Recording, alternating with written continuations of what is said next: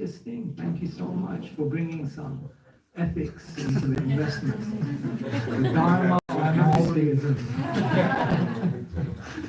Anything else? What other questions may you ask before making an investment? Yes. What are you going to do with the money? What are you going to do? Okay. Good question. I've got plenty of ideas. Let me know. Yes. Yeah, but we may ask, what are we going to do once we get that? How is it going to benefit us, or what is it going to allow us to do? Anything else? You may ask before making an investment. Is it taxable? That's a good point. Am I going to lose something? I may gain many things, but am I going to lose something in the process? Am I going to miss out? Or once I get it, is someone going to take it away? Very good. If you look on every one of these counts, it makes logical, philosophical, rational sense that bhakti yoga is the best investment you can make in your life on all of these counts. Because the first thing is, if the very first question when we make an investment is we ask, what will I get back? And the amazing thing is that the investment in bhakti yoga gives you that one thing back, which if you get, you don't need anything else. Imagine every investment of this world. It doesn't matter how valuable it seems to be, once you get it, you also need something else. But what's that one thing that you can get that will then neutralize every single other desire that you could conceivably have in your heart? There's no investment like that in the world, but through bhakti yoga, through developing divine love, you become so fulfilled, you become so satisfied that you don't need anything else. Santushta satatam yogi yatatma dridhanishchaya santushta, which means the yogi, the one established in divine consciousness, has become so fulfilled that they don't require anything. So therefore, bhakti yoga is the only investment which can give you something that can neutralize every single other endeavor. And therefore you see that those who are actually advancing in this process of bhakti yoga, they become more and more indifferent to all the other things that people are running around like mad for. The biggest lie in the world is the lie which is told in every culture, has been told in every generation, and it's the biggest lie because even when you know it's not true, you still keep believing it. And what's the biggest lie in the world? That material achievements, material accolades, material attainment will make you happy. It's amazing. Even the devotees in the Hare Krishna movement who say material things don't make you happy. Even sometimes many of us are looking for material things within the Hare Krishna movement. But when one actually develops devotion, then yam labdva cha param labham manyate na adhikam tatha. Once having achieved this, one thinks there's no greater gain. There's nothing else to get, nothing else to endeavor for. And so, bhakti yoga is the best investment because the return is something you will not get from any investment in this world. But you may say, yeah, it's all good. How long is this thing going to take? Therefore, Krishna says in the Gita, Teshamaham samudharta mrityu samsara sagarat bhavami nachirat partha maya veshikchetasham. He says, na achirat. Na achirat means no time. No time. There's a famous video of Srila Prabhupada, and someone asked him the question, Srila Prabhupada, how long does it take to become Krishna conscious? And Prabhupada looks at him as though he's like an alien. Prabhupada says, what are you doing? Are you not reading the books? And he's like, and Prabhupada says in a moment, this investment is so incredible that it's only dependent upon your own attitude. It's only dependent on your own enthusiasm and hunger. It's only dependent on your own sincerity and purity. And the most amazing thing is that can be changed within a moment if you want it to. Now you may say, yeah, he always says this in front of the mic. I can't really, I've been trying for so long, it's not that easy. Yes? Simple for the simple, complicated for the complicated. Therefore, if one actually becomes humble, if one actually becomes simple, if one actually just tries to take them out of the center, themselves out of the center, just for a moment, just give it a try. Just try. Try to get out of the center.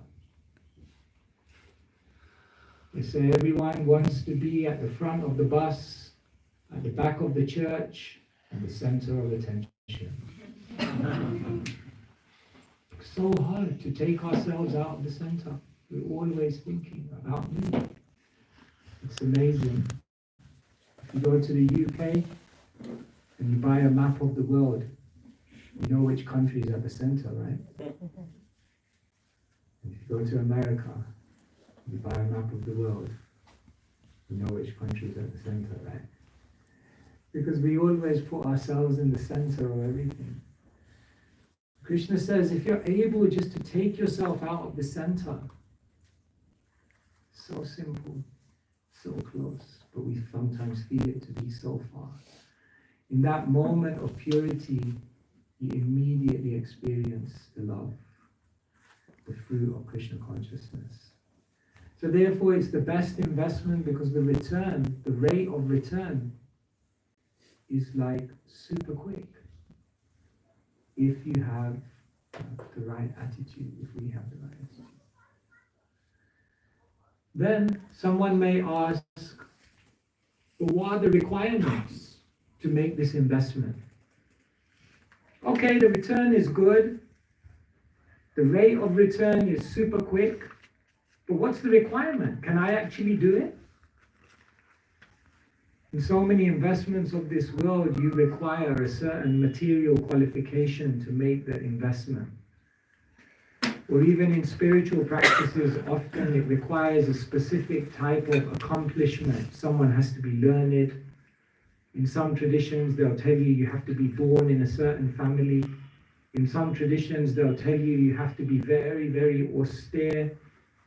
In some traditions, they will tell you that, if you've done some bad activity in your life, then you are barred. The amazing thing is that the requirements are so low in Krishna consciousness in one sense. It's available, open to everyone. And therefore, Sri Chaitanya Mahaprabhu says, Niyamita smarane nakalaha.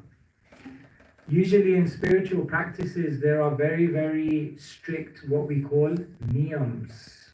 Niyams means like a rule or a regulation or a requirement. But Sri Chaitanya Mahaprabhu says in this bhakti process, it doesn't matter what kind of background you come from. Once I was going past a church and there was a sign and it said, every saint had a past and every sinner has a future. So it's kind of like that. Sometimes we think, oh my God, look at all of the things I've done in my life. Look at all of the terrible decisions that I've made. And we just think it's never going to be possible for me. But Patita Pavana Hetu Tavayavatar, the incarnation who comes to deliver this process of bhakti, he says, my mission is I want to deliver those who are considered the most disqualified. I'm going to make a process which even they can practice. And therefore it's the best investment because you don't require any special, there's no special requirement. Someone may say, yeah, all of this makes sense, but what about the risk? What about if I become involved? When you start coming, don't go too deep because you might miss out on something. Even my dad said to me when I started coming to the Hare Krishna temple on a weekday. A weekday? Sunday is okay. A weekday? Is everything okay? Everything's perfectly fine, Dad. No, he told me. Don't go too deep. Before, my name was Sandeep. He said, don't go too deep, Sandeep.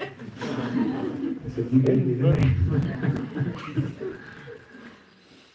So I said to my dad, no, don't worry. I am a very balanced person. Anyway, completely imbalanced. For some people, they become very worried when you become spiritually serious because they think you're going to miss out on something. What about your career? What about your ambitions? You're smart, you're young, you're tall, you're dark. Not talking about me, obviously. And people think you're going to lose out. It's amazing, even parents who are in Krishna consciousness, when their children aren't Krishna conscious, then they bring them to the temple and they're like, learn Bhagavad Gita, you should learn. And when they start learning Bhagavad Gita and they start getting interested, then their parents come and say like, okay, not too much. It's interesting, even they still want you to have your things in the world. I remember once we had a young boy